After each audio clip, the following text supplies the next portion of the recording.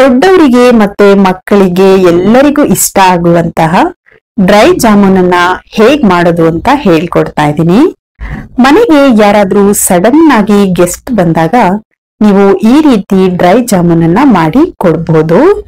ಈ ಡ್ರೈ ಜಾಮೂನ್ ಮಾಡ್ಲಿಕ್ಕೆ ಏನೆಲ್ಲ ಇಂಗ್ರೀಡಿಯೆಂಟ್ಸ್ ಬೇಕು ಅಂತ ನಾನು ಡಿಸ್ಕ್ರಿಪ್ಷನ್ ಬಾಕ್ಸ್ ಅಲ್ಲಿ ಕೊಟ್ಟಿರ್ತೀನಿ, ದಯವಿಟ್ಟು ಚೆಕ್ ಮಾಡಿ. ಡ್ರೈ ಜಾಮೂನ್ ಅನ್ನ ಹೇಗ್ ಮಾಡೋದು ಅಂತ ನೋಡೋಣ. ನಾನಿಲ್ಲಿ MTR ಜಾಮೂನ್ ಮಿಕ್ಸ್ ಅನ್ನ ತಗೊಂಡಿದ್ದೀನಿ.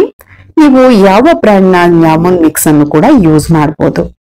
175 ಗ್ರಾಂನ 2 ಪ್ಯಾಕ್ ಜಾಮೂನ್ ಮಿಕ್ಸ್ ಅನ್ನ ಹಾಕೊಂಡಿದ್ದೀನಿ. ಒಂದು ಬೌಲ್ಗೆ ಜಾಮೂನ್ ಮಿಕ್ಸ್ ಅನ್ನ ಹಾಕೊಳ್ಬೇಕು. ಇದಕ್ಕೆ ಸ್ವಲ್ಪನೇ ನೀರನ್ನ ಹಾಕಿ ಕಲಿಸ್ಕೊಳ್ಳೋಣ. ನೀವು ನೀರಿನ ಬದಲಿಗೆ ಹಾಲನ್ನು ಕೂಡ ಹಾಕೊಂಡು ಕಲಿಸ್ಕೊಳ್ಬಹುದು. ಈ ಹಿಟ್ಟು ಚಪಾತಿ ಹಿಟ್ಟಿಗಿಂತ ಸ್ವಲ್ಪ ಸಾಫ್ಟ್ ಆಗಿ ಕಲಿಸ್ಕೊಳ್ಬೇಕು. ತುಂಬಾ ನಾದಿ ಎಲ್ಲ ಕಲಿಸ್ಕೊಳ್ಬೇಡಿ, ಸ್ವಲ್ಪ ಸಾಫ್ಟ್ ಆಗಿ ಕಲಿಸ್ಕೊಳ್ಬೇಕು. ಕೈಗೆ ಎಕ್ಸ್ಟ್ರಾ ಏನ್ ಹಿಟ್ಟೆಲ್ಲ ಹಿಡ್ದಿರುತ್ತಲ್ಲ ಅದನ್ನ ಈ ರೀತಿ ಸ್ಪೂನ್ ಇಂದ ನೀಟಾಗಿ ತಕ್ಕೊಳ್ಬೇಕು. ಹಿಟ್ಟು ಈ ಹದಕ್ಕೆ ಬಂದ್ರೆ ಸಾಕು. ಇದನ್ನ 10 ನಿಮಿಷ ಸೈಡಿಗೆ ಇಡೋಣ. ಈಗ ಜಾಮೂನ್ಗೆ ಪಾಕನ ಮಾಡ್ಕೊಳ್ಳೋಣ. ನಾನು ಈ ರೀತಿಯ ಅಗಲವಾದ ಪ್ಯಾನ್ ಅನ್ನ ತಗೊಂಡಿದ್ದೀನಿ. ಪ್ಯಾನ್ಗೆ 2 ಕಪ್ ಆಗುವಷ್ಟು ಶುಗರ್ ಅನ್ನ ಹಾಕೊಳ್ಬೇಕು. ನಾವು ಯಾವ ಕಪ್ಪಲ್ಲಿ ಸಕ್ಕರೆನ ತಗೊಂಡಿರ್ತೀವೋ ಅದೇ ಕಪ್ಪಲ್ಲಿ 2 ಕಪ್ ಆಗುವಷ್ಟು ನೀರನ್ನ ಹಾಕೊಳ್ಬೇಕು. 2 ಕಪ್ ಸಕ್ಕರೆಗೆ 2 ಕಪ್ ನೀರನ್ನ ಹಾಕಿ ಚೆನ್ನಾಗಿ ಮಿಕ್ಸ್ ಮಾಡ್ಕೊಳ್ಬೇಕು. ಚೆನ್ನಾಗಿ ಮಿಕ್ಸ್ ಮಾಡ್ತಾ ಸಕ್ಕರೆನ ಕರಗಿಸ್ಕೊಳ್ಬೇಕು. ಈಗ ಪಾಕಕ್ಕೆ ಅರ್ಧ ಟೀ ಸ್ಪೂನ್ ಏಲಕ್ಕಿ ಪೌಡರ್ ಅನ್ನ ಹಾಕೊಳ್ಬೇಕು.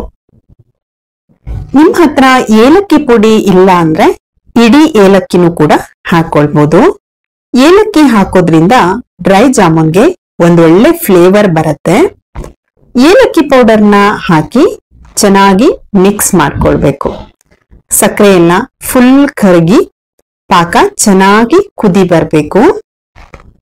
ದಯವಿಟ್ಟು ನಮ್ಮ ಪೇಜ್ ಅನ್ನ ಫಾಲೋ ಮಾಡಿ, ಹಾಗೆ ಸಪೋರ್ಟ್ ಮಾಡಿ. ಈಗ ಸಕ್ಕರೆ ಎಲ್ಲ ಕರಗಿ ಪಾಕ ಚೆನ್ನಾಗಿ ಕುದಿ ಬರ್ತಾ ಇದೆ. ಈಗ ಪಾಕನ ಚೆಕ್ ಮಾಡ್ಕೊಳ್ಳೋಣ. ಪಾಕ ಈ ರೀತಿ ಕೈಯಲ್ಲಿ ಮುಟ್ಟಿದಾಗ ಆಯಿಲ್ ಅನ್ನ ಮುಟ್ಟಿರೋ ರೀತಿ ಫೀಲ್ ಆಗ್ಬೇಕು. ಕೈಗೆ ಸ್ವಲ್ಪ ಅಂಟೋ ರೀತಿ ಇರ್ಬೇಕು. ಪಾಕ ಗಟ್ಟಿ ಮಾಡ್ಕೊಳ್ಬಾರ್ದು. ಪಾಕ ಗಟ್ಟಿ ಮಾಡ್ಕೊಂಡ್ಬಿಟ್ರೆ ಜಾಮೂನ್ ಪಾಕನ ಹೀರ್ಕೊಳ್ಳೋದಿಲ್ಲ. ಪಾಕನ ಚೆಕ್ ಮಾಡಿ ಆದ್ಮೇಲೆ 1 ಟೇಬಲ್ ಸ್ಪೂನ್ ಆಗುವಷ್ಟು ನಿಂಬೆ ಹಣ್ಣಿನ ರಸನ ಹಾಕೊಳ್ಬೇಕು. ನಿಂಬೆ ಹಣ್ಣಿನ ರಸ ಹಾಕೋದ್ರಿಂದ ಪಾಕ ಗಟ್ಟಿ ಆಗೋದಿಲ್ಲ. ಈಗ ಪಾಕ ರೆಡಿ ಆಗಿದೆ.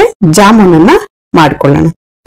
ಸ್ವಲ್ಪ ತುಪ್ಪನ ಕೈಗೆ ಹಚ್ಕೊಂಡು ನಿಮ್ಗೆ ಯಾವ ಸೈಜಿಗೆ ಜಾಮೂನ್ ಬೇಕೋ ನೋಡ್ಕೊಂಡು ಆ ಸೈಜಿಗೆ ಹಿಟ್ಟನ್ನ ತಗೊಂಡು ಉಂಡೆಗಳನ್ನ ಮಾಡ್ಕೊಳ್ಬೇಕು. ಉಂಡೆ ಮಾಡುವಾಗ ತುಂಬಾ ಪ್ರೆಷರ್ ಎಲ್ಲ ಹಾಕಿ ಉಂಡೆನ ಮಾಡ್ಕೊಳ್ಬೇಡಿ. ಸಾಫ್ಟ್ ಆಗಿ ಉಂಡೆಗಳನ್ನ ಮಾಡ್ಕೊಳ್ಬೇಕು. ಉಂಡೆಗಳಲ್ಲಿ ಕ್ರ್ಯಾಕ್ಗಳು ಎಲ್ಲೂ ಇರಬಾರ್ದು. ಒಂದ್ ವೇಳೆ ಕ್ರ್ಯಾಕ್ ಇದ್ರೆ ನೋಡಿ ನೀಟಾಗಿ ಉಂಡೆನ ಕಟ್ಕೊಳ್ಳಿ. ಈಗ ನಾನು ಎಲ್ಲ ಉಂಡೆನ ರೆಡಿ ಮಾಡಿ ಇಟ್ಕೊಂಡಿದ್ದೀನಿ.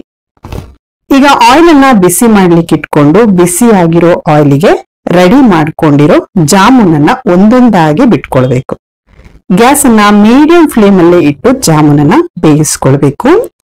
ಈ ರೀತಿ ಸ್ಪೂನ್ ಇಂದ ತಿರ್ಸ್ಕೊಳ್ತಾ ಬೇಯಿಸ್ಕೊಂಡ್ರೆ ಜಾಮೂನ್ ಎಲ್ಲ ಕಡೆ ಒಂದೇ ರೀತಿ ಕಲರ್ ಬಂದು ಚೆನ್ನಾಗಿ ಬೇಯತ್ತೆ. ಹಾಗಾಗಿ ಈ ಜಾಮೂನ್ನ ಸ್ವಲ್ಪ ಡಾರ್ಕ್ ಬ್ರೌನ್ ಕಲರ್ ಆಗಿ ಬೇಯಿಸ್ಕೊಳ್ಳಿ. ಜಾಮೂನ್ನ ಪಾಕಕ್ಕೆ ಹಾಕೊಂಡಾಗ ಸ್ವಲ್ಪ ಕಲರ್ ಲೈಟ್ ಆಗುತ್ತೆ. ಹಾಗಾಗಿ ಈಗ ಜಾಮೂನ್ ಫುಲ್ ಕಲರ್ ಚೇಂಜ್ ಆಗಿದೆ. ಈಗ ಇದನ್ನ ತೆಗೆದ್ಬಿಟ್ಟು ಪಾಕಕ್ಕೆ ಹಾಕೊಳ್ಬೇಕು. ಪಾಕ ಸ್ವಲ್ಪ ಬಿಸಿ ಇರುವಾಗ್ಲೇ ಜಾಮೂನನ್ನ ಹಾಕೊಳ್ಳಿ. ತುಂಬಾ ಬಿಸಿ ಬೇಡ, ತುಂಬಾ ತಣ್ಣಗೂ ಬೇಡ, ಸ್ವಲ್ಪ ಬೆಚ್ಚಗಿರ್ಬೇಕು ಪಾಕ. ಜಾಮೂನನ್ನ ಪಾಕಕ್ಕೆ ಹಾಕಿ ಲಿಡ್ ಅನ್ನ ಕ್ಲೋಸ್ ಮಾಡ್ಬಿಟ್ಟು 1 ರಿಂದ 2 ಅವರ್ ಹಾಗೆ ಬಿಡ್ಬೇಕು. ಜಾಮೂನು ಪಾಕನ ಚೆನ್ನಾಗಿ ಹೀರ್ಕೊಳ್ಬೇಕು. ನಾವು ಜಾಸ್ತಿ ಹೊತ್ತು ಬಿಡೋದ್ರಿಂದ ಜಾಮೂನು ಪಾಕನ ಚೆನ್ನಾಗಿ ಹೀರ್ಕೊಂಡು ಟೇಸ್ಟ್ ತುಂಬಾ ಚೆನ್ನಾಗಿ ಬರುತ್ತೆ. ಲಿಡ್ ಅನ್ನ ಓಪನ್ ಮಾಡ್ಕೊಳ್ಳೋಣ. ಜಾಮೂನ್ ಪಾಕನೆಲ್ಲ ಹೀರ್ಕೊಂಡು ಸೈಜ್ ಕೂಡ ಚೇಂಜ್ ಆಗಿದೆ. ಈಗ ಒಂದೊಂದೇ ಜಾಮೂನನ್ನ ಪಾಕದಿಂದ ತಕ್ಕೊಳ್ಳೋಣ. ಪಾಕನ ಹಾಕೊಳ್ಬೇಡಿ, ಬರೀ ಜಾಮೂನನ್ನ ಮಾತ್ರ ಒಂದ್ ಪ್ಲೇಟಿಗೆ ತಕ್ಕೊಳ್ಬೇಕು. 1 ಕಪ್ ಆಗುವಷ್ಟು ಕೋಕೋನಟ್ ಪೌಡರ್ನ ತಗೊಂಡಿದ್ದೀನಿ. ಇದು ಎಲ್ಲಾ ದಿನಸಿ ಶಾಪ್ಗಳಲ್ಲೂ ನಿಮ್ಗೆ ಸಿಗತ್ತೆ. ಕೋಕೋನಟ್ ಪೌಡರ್ನ ಪ್ಲೇಟಿಗೆ 3 ಟೇಬಲ್ ಸ್ಪೂನ್ ಹಾಕಿ ಈ ರೀತಿ ಸ್ಪ್ರೆಡ್ ಮಾಡಿಕೊಂಡು ಒಂದೊಂದೇ ಜಾಮೂನನ್ನ ಇಟ್ಟು ಈ ರೀತಿ ಕೋಟಿಂಗ್ ಮಾಡ್ಕೊಳ್ಬೇಕು. ಎಲ್ಲಾ ಜಾಮೂನ್ಗಳನ್ನು ಈ ರೀತಿ ಕೋಟಿಂಗ್ ಮಾಡಿ ರೆಡಿ ಮಾಡ್ಕೊಳ್ಬೇಕು. ಈಗ ರುಚಿಯಾದ ಡ್ರೈ ಜಾಮೂನ್ ರೆಡಿ ಆಗಿದೆ. ನೀವು ಕೂಡ ಮನೆಯಲ್ಲಿ ಟ್ರೈ ಮಾಡಿ, ಹಾಗೆ ನಮ್ಮ ಚಾನಲ್ಗೆ ಸಪೋರ್ಟ್ ಮಾಡಿ.